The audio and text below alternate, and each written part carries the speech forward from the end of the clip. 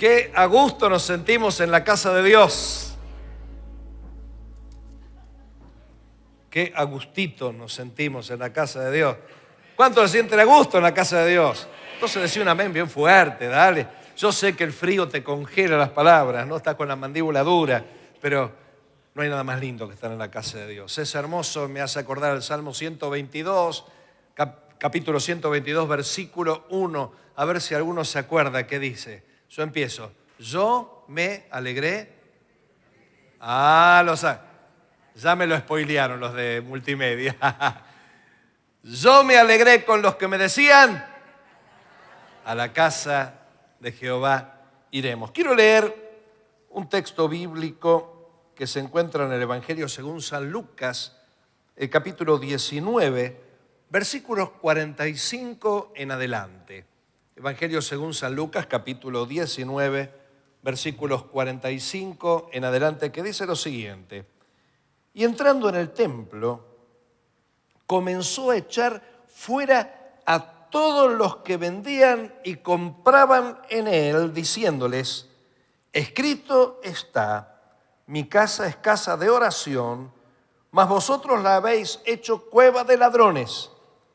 Y enseñaba cada día en el templo, pero los principales sacerdotes y los escribas y los principales del pueblo procuraban matarle.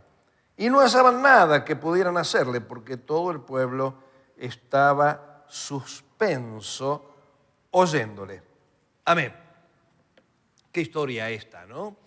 Donde Jesús entra a la casa para purificarla. Pero tenemos que hacer un poquito de historia. ¿Cómo llega a estas instancias el Señor?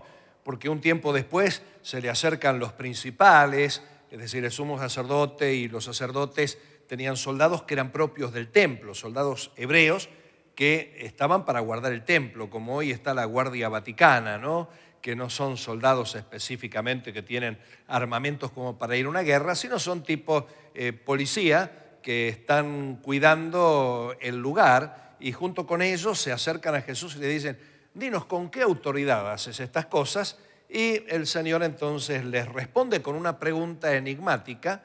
Esto era muy del estilo de los judíos, les encanta que les respondan con preguntas, pero con esa pregunta los estaba de alguna forma acorralando, porque era una pregunta comprometida donde si decían la verdad se la jugaban. Y Dios quiere gente que se la juegue por decir la verdad. Pero ellos no, ellos se jugaban por su bienestar, por su aprobación humana, entonces no se jugaron con la pregunta. Y el Señor entonces le dijo, bueno, ustedes no se juegan por la pregunta y esperan que yo me juegue por una pregunta, tampoco les voy a decir con qué autoridad hago estas cosas. Pero en otro de los evangelios, Él dice, y acá menciona, mi casa es casa de oración y ustedes la convirtieron en cueva de ladrones. Está hablando, su casa era esa. Ahora, si nos remontamos algunos días atrás, aproximadamente unos 10 días atrás, el Señor ya había hecho suficientes milagros y les pregunta a los discípulos, ¿quién dice la gente que soy? Y bueno, algunos decían, bueno, Juan el Bautista resucitado, otros que era Elías, un profeta. Y Jesús les hace la pregunta, ya no a los que lo veían a lo lejos, porque los que lo ven a lo lejos y oyen acerca de Jesús pueden tener conceptos muy equivocados.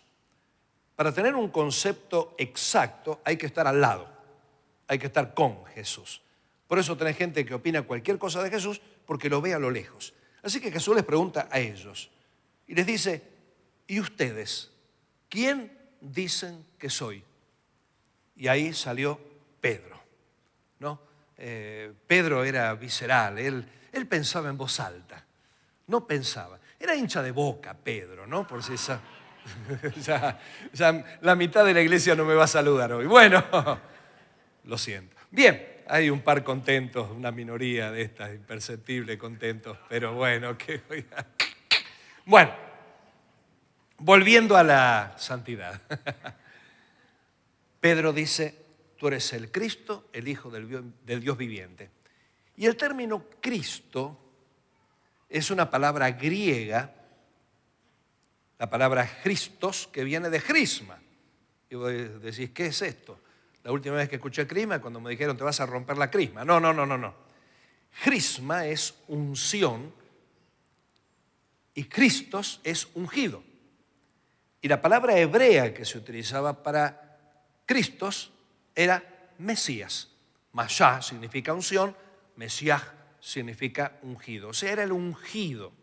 Así que hablar del Mesías, del Cristo, del ungido, era hablar de un significado muy distinto del que tenemos hoy. Hoy decimos Jesucristo, Jesús es el Cristo, y imaginamos que es parte del título del Señor y que Él es el Señor y que Él va a venir a reinar en la tierra, pero para los judíos hablar del Mesías, hablar del Cristo, significaba alguien que los iba a liberar del Imperio Romano. Los judíos venían sufriendo la injusticia del Imperio Romano. El Imperio Romano de un día para otro se le ocurrió que todo lo que era Judea pertenecía a Roma, dejan de ser un país autónomo, son una provincia, nos pertenecen a nosotros, nos tienen que pagar impuestos a nosotros de lo que es de ustedes. Y esto levantó bastante angustia. Encima de eso empezaron a cobrarles impuestos carísimos. Tenían que pagar impuestos hasta para ir al templo. Es decir, una vez al año, los que querían ir al templo, una vez al año tenían que pagar un impuesto que era el equivalente a lo que sería unos 100.000 pesos en nuestros días, una locura. ¿Y cómo voy a pagar por mi templo un impuesto a los romanos? Pero no solamente esto, los romanos eran personas de corte europeo, se bañaban todos los días, tenían costumbres muy distintas, alimentación muy distinta, y iban a un pueblo donde no había tanta agua, no se bañaban todos los días, se dejaban el pelo largo, la barba larga, en Roma se rasuraban, todo bien cortito, vestimentas distintas y que los trataban con cierta hostilidad porque eran invasores. Así que empezó a haber todo un ida y vuelta donde los romanos con sus soldados se abusaban. Los publicanos, cuando tenían problemas con alguno, aprovechaban para encontrarle alguna falla al pago de tributo que hacían e inmediatamente hacían escándalo, los metían presos. Así que estaban diciendo, esto está insoportable, esta situación está insostenible, necesitamos que venga alguien a librarnos. Y cuando Pedro dice, tú eres el Cristo, y Jesús le dice, te lo reveló Dios, todos los discípulos empezaron a mirarlo de una manera bastante interesante. Un poco tiempo después, Jesús se lleva a Pedro, Jacobo y Juan al monte de la Transfiguración, y ahí está hablando Jesús con Moisés y con Elías, hablando de su llegada a Jerusalén. Y los judíos sabían muy bien que antes que apareciera el Mesías, tenían que estar Elías preparando el camino del Señor. Y lo ven a Elías y lo ven a Moisés hablando de la llegada a Jerusalén.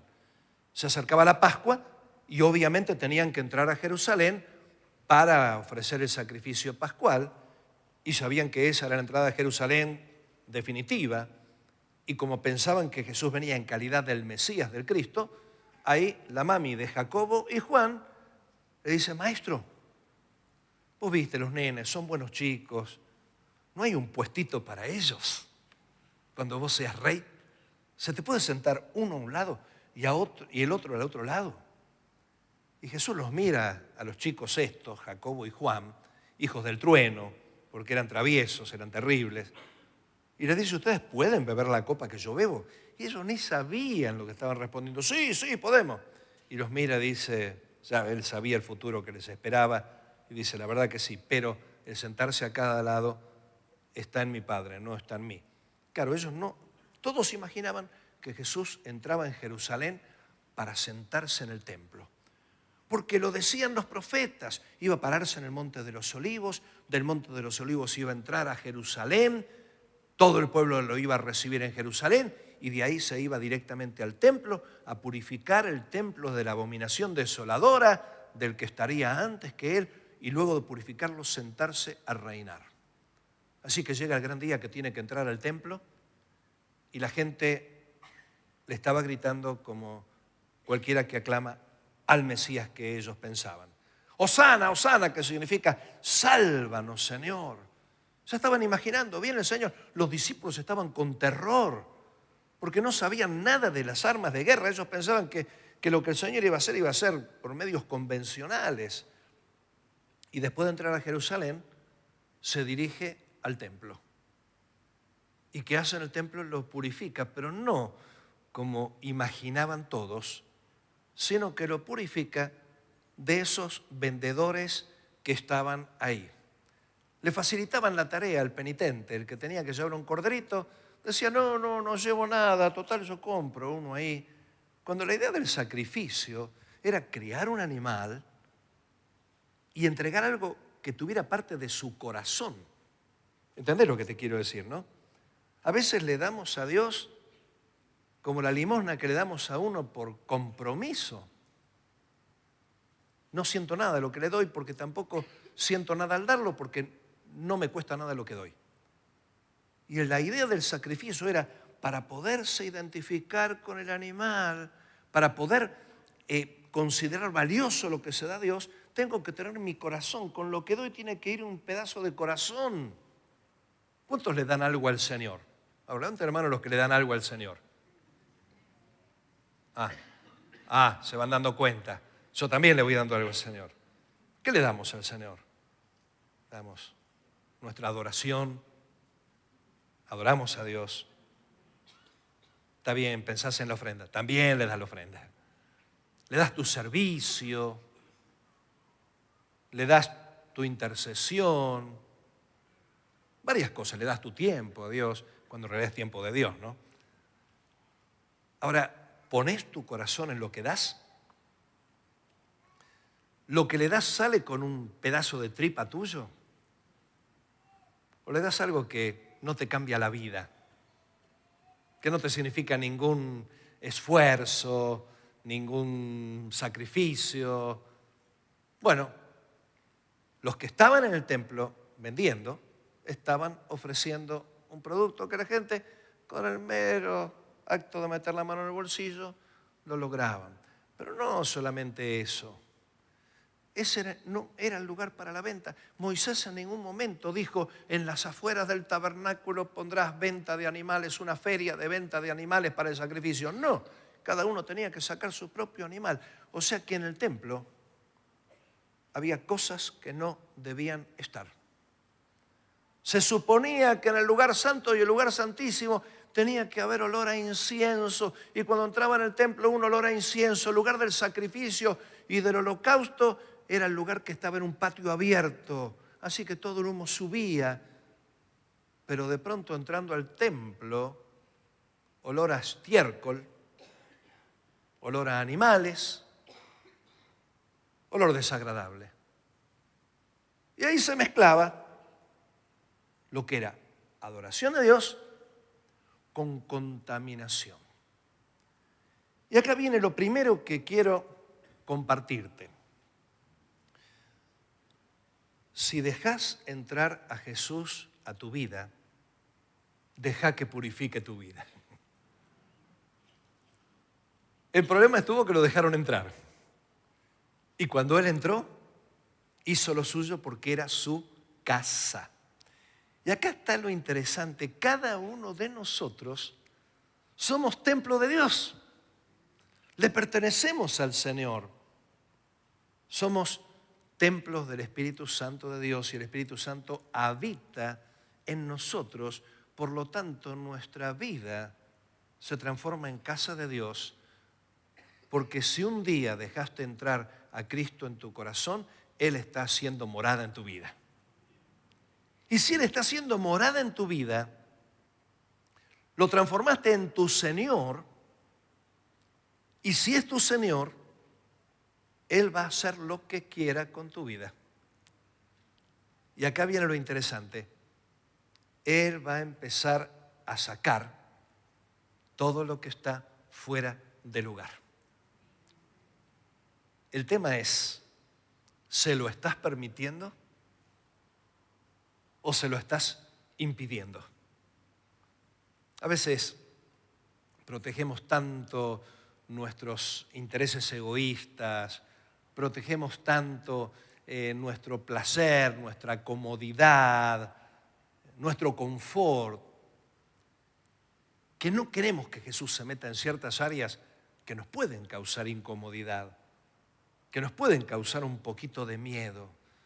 Si toda la vida te abriste paso haciendo trampitas y ahora Cristo está en tu corazón,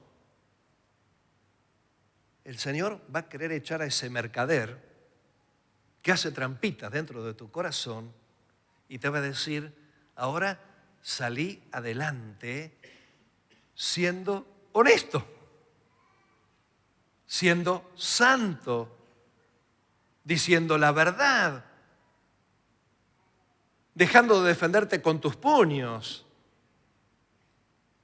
dejando de agredir verbalmente.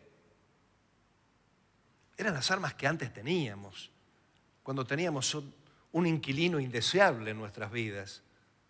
Pero ahora que lo tenemos a Jesús, ¿estamos permitiendo que Él purifique nuestra casa? ¿O seguimos viviendo como si tuviéramos al otro inquilino? Y uno dice, ¿cómo hago? ¿Cómo hago para permitir que Jesús purifique mi vida? Sencillo, obedecer la palabra de Dios. Busca al Señor. Déjate ser corregido. Medita en la palabra de Dios. Porque la palabra de Dios es maravillosa, ¿no? Nos llena de alegría, nos llena de gozo. Me gustó el salmo que compartió Ailu, ¿no? ¿Te acordás la parte que a vos te tocaba decir en el contracanto del salmo? A ver, 1, 2, 3. Porque para siempre es, por lo menos acordate esa que repetís tanto, ¿no? Para siempre son misericordias. Y son salmos que nos dan aliento. Cuando uno escucha la palabra de Dios, uno se llena de aliento. Pero me gusta lo que cuenta el libro de Apocalipsis en el capítulo 10, que cuando Juan comió las palabras del librito que tenía el ángel, le resultaron dulces como la miel, pero cuando llegaron al vientre, lo amargaron, le trajeron una acidez bárbara. Y a veces me pongo a pensar, hay dos niveles en la palabra de Dios. El nivel de promesas, que es dulcísimo. ¿A cuántos le encantan las promesas de Dios? Pero después viene el nivel de la demanda. Y el nivel de la demanda siempre nos causa algún dolorcito, el dolor de dejar aquello a lo que estábamos acostumbrados a estar, a vivir. Primer verdad, si Jesús entró a tu casa, deja que la purifique y te aseguro, tu casa va a estar maravillosa. Pero lo segundo, son 2 de 55 puntos que tengo para tratar en esta tarde. El último. En el tiempo de Jesús se manejaban diferentes monedas porque hubo diferentes imperios de turno, ¿no? Los judíos seguían manteniendo su moneda local, el siclo, por ejemplo, la blanca, eran monedas que entre ellos manejaban los judíos. Justamente el siclo era el impuesto que se pagaba anualmente para el templo. Pero en el periodo en el que los griegos se adueñaron con Alejandro Magno y en los sucesivos se habían adueñado de todo el territorio, empezó a circular la moneda griega y esa moneda continuó hasta que cae el Imperio Romano y el Imperio Romano también mete su moneda. Así que manejaban 3 monedas distintas. Para el templo no se permitía ninguna moneda que no sea moneda judaica, porque la moneda griega y la moneda romana tenían dioses paganos. ¿Se acuerdan cuando le preguntaron a Jesús de quién era si era lícito pagar el impuesto al César? ¿Y Jesús qué pidió? Que le muestre una moneda y dice, ¿de quién es la imagen que está del César?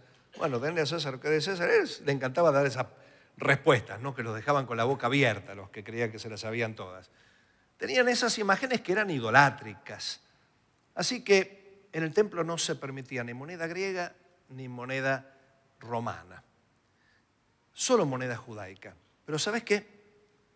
Para viajar de un determinado lugar hasta Jerusalén, había que ir por los caminos romanos, había que ir en caravanas y todo el mundo cobraba en moneda romana o a lo sumo moneda griega.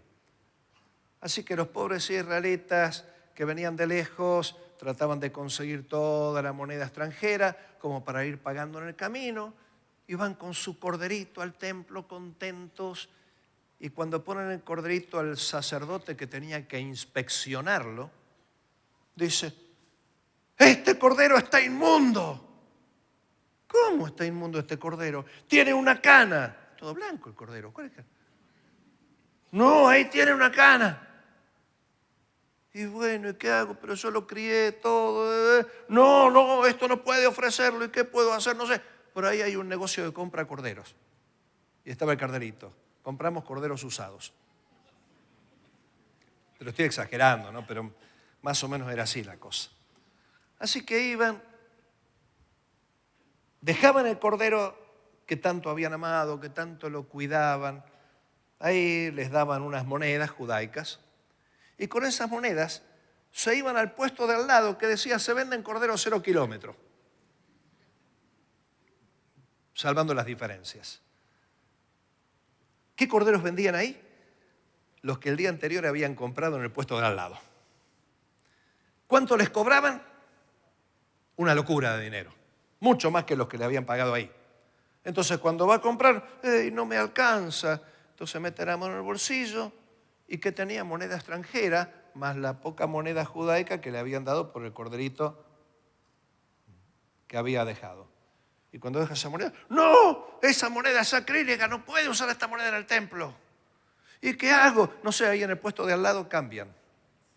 Ahí cambio. Denario blue, denario merval, denario... Y el cambio era un cambio totalmente inconveniente. Hacían negocio hasta por el cambio. Y sí, una moneda romana costaba 1.045 de la moneda judaica blue, se la cobraban 2.000, 3.000, 4.000 pesos. O sea, era todo un negocio de la maquinaria religiosa. Así que, ¿cómo iba el pobre judío a ofrecer sacrificio? Yo no me lo imagino al judío conociendo esa historia que se hizo popular, cantando yo me alegré con los que me decían a la casa de Jehová iremos. ¿Se acuerdan de esa canción?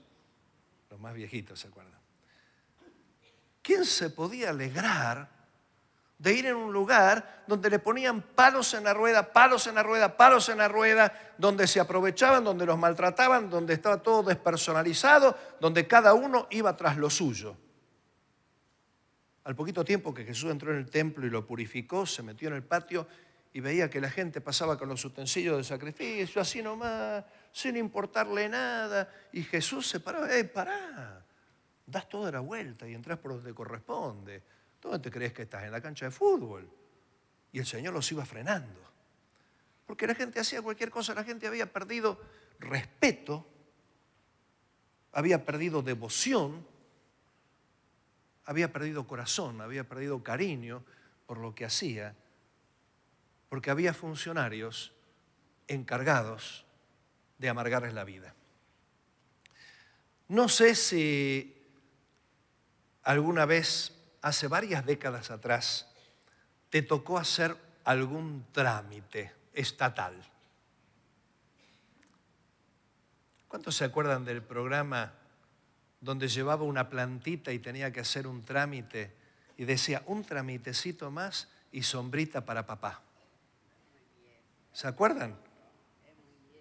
Silvia, estamos viejos. Era una serie de sketch donde el hombre fue con una macetita y en los últimos sketch, como 3 años después, iba con un árbol ya, un tramitecito más y ya voy a poder plantar el árbol. Era una parodia de lo que en ese tiempo eran los trámites estatales, donde siempre faltaban 5 para el peso.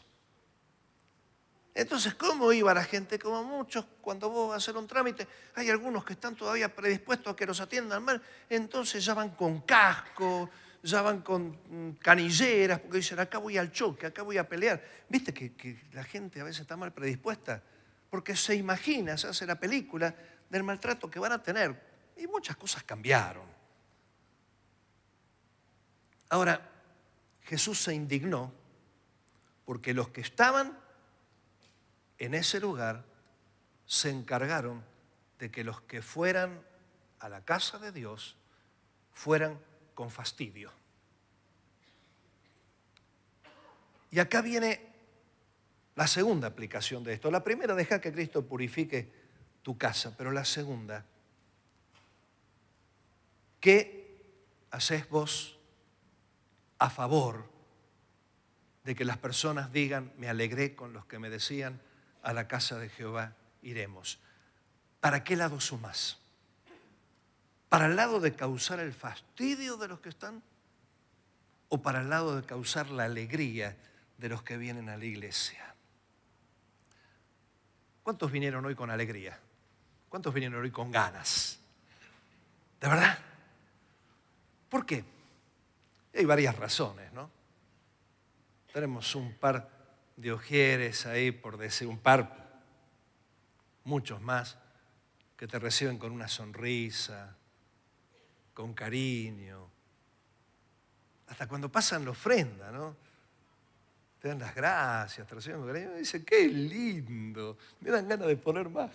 No, eso todo no es así.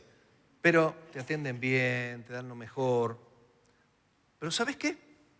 Bueno, los pastores tratamos de saludar con amor, con cariño, porque es lo que nos nace. Pero acordate que la casa, la iglesia, no somos ni los sugieres, ni los pastores, ni los ancianos, sino somos todos. Vos sos parte de la casa. ¿Qué haces para que la concurrencia a este lugar sea placentera? ¿Qué haces para que las personas que vienen consideren un placer venir a adorar a Dios? Yo te aseguro que si vos te comportás como una momia,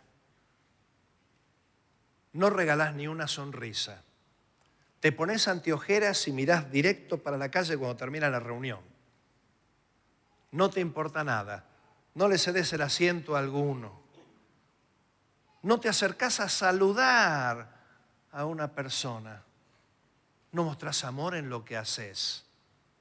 Si los que estuvieran en adoración cantaran con caras distintas, yo los veía y decía, qué lindo que lo hacen, qué lindo. Imagínate si todos pusiéramos lo peor de nosotros. En pocos días, capaz que ni los pastores quedamos. ¿Por qué? Porque deja de ser un gusto el venir acá. Cierra tus ojos por un momento. ¿Qué podrías hacer para hacer de este lugar un lugar agradable? Porque la presencia de Dios lo hace agradable, pero ¿sabes qué? Dios es omnipresente, está en todas partes, pero vos sos cuerpo de Cristo y Dios se manifiesta a través de tu vida. ¿Qué estás dispuesto a hacer? ¿Qué estás dispuesto a sacrificar? ¿Tu vergüenza, tu timidez, tu malestar, tus cosas privadas? ¿Qué estás dispuesto a ofrecer?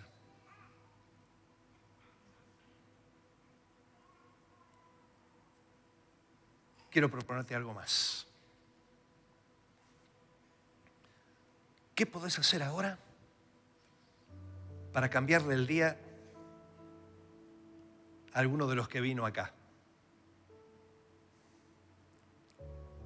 ¿Sabes que una sonrisa puede ser suficiente. Pero a veces una palabra de aliento, un abrazo, un buen trato, orar por la persona que tenés al lado, compartirle una palabra de Dios. Claro, si te acercás a alguno que tiene un aspecto distinto al que vos tenés y le decís generación de víbora, claro, lo vas a ahuyentar, ¿no? Nunca falta aquel que quiere poner regla de etiqueta en la iglesia. ¿Y sabes qué? No estás para cumplir una función policíaca. Estás para mostrar el amor del Padre en la casa del Padre. Entonces quiero proponerte lo siguiente, que en la medida que vayas decidiéndolo,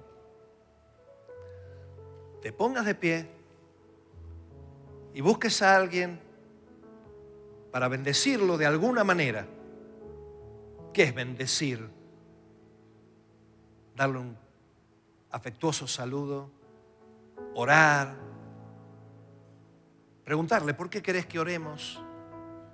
Interceder por esa persona o decirle algo de parte de Dios. ¿Te animás a hacerlo? Empezá a hacerlo ahora entonces.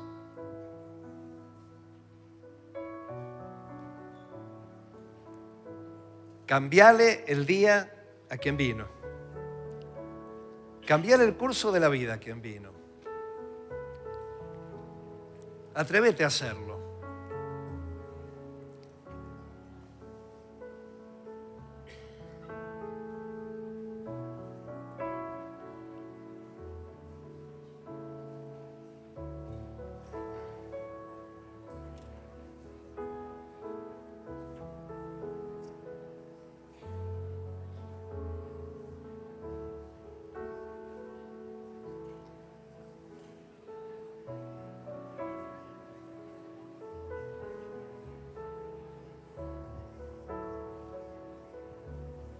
Capaz que solamente tenés que darle un abrazo a alguien, no decirle nada.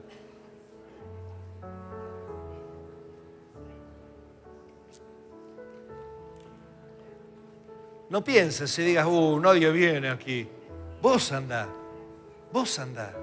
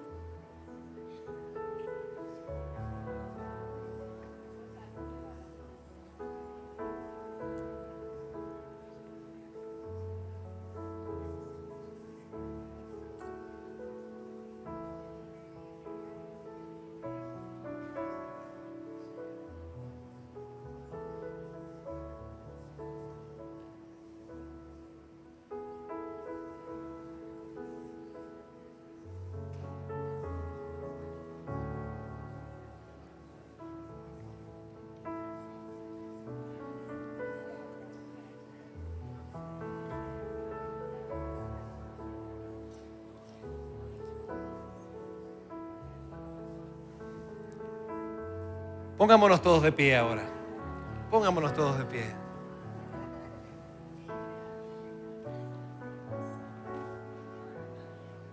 Ponle la mano en el hombro al que tenés al lado y ponete a adorar a Dios. Orando por esa persona, intercediendo por esa persona, bendiciéndolo en el amor de Jesús. Diciéndole, esta es la casa. Esta es la casa del Padre. Esta es la familia, así somos. Procura que aquella persona sobre la cual pusiste tu mano en el hombro, después de hoy, quiera volver. Y no diga, no piso más este lugar.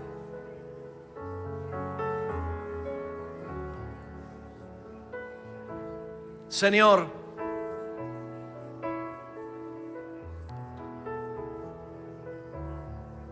a veces sin quererlo, hemos contribuido para que alguno considerara un fastidio venir. No nos dimos cuenta, Señor. Fuimos o distraídos, o descuidados, o egoístas.